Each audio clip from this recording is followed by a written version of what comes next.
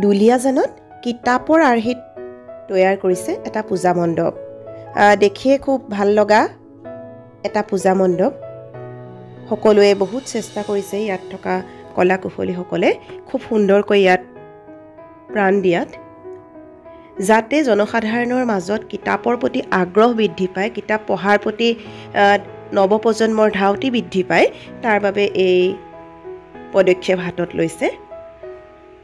একোখন কিতাপৰ আৰ্হিত এই পূজা মণ্ডপটো সাজি উলিয়াইছে।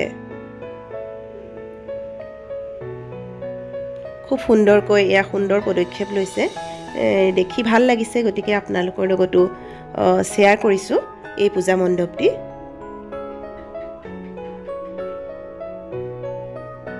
একোখন অসমীয়া কিতাপ আৰ্হি দিবলৈ চেষ্টা কৰিছে।